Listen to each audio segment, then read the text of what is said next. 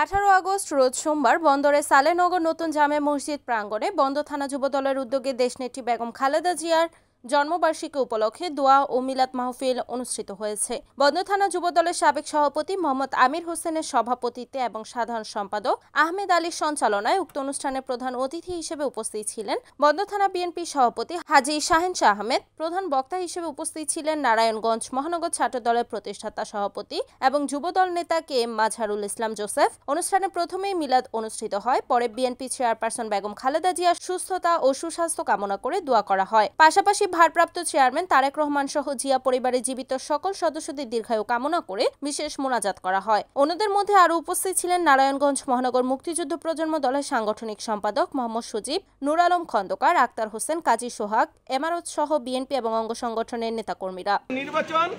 নির্বাচনের জন্য আমি বলতে চাই আমার দেশবাসীকে, যেন আপনারা দেখেছেন আগে যখন বিএনপি ক্ষমতা ছিল তখন এই সন্ত্রাস, চাঁদাবাজ, দুর্নীতিবাজ আমার দল আর কোনো দল বোঝে নাই, এটা নির্মল বিএনপি করেছে।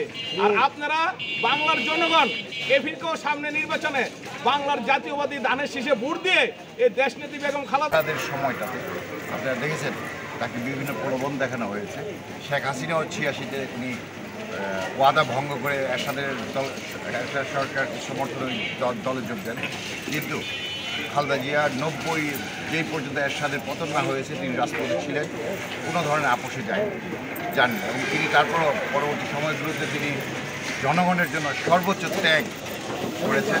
এটা জানেন, আপোষহীনতার এই আদর্শ সেটা আমরা তার থেকে শিখেছি। আমরা মিলাদের আয়োজন করছি, আমরা সবাই মিলে যুবদল এমপি মিলাদের আয়োজন করছি খালেদা জিয়ার সুস্থতা কামনার জন্য। আপনারা সবাই দোয়া করবেন।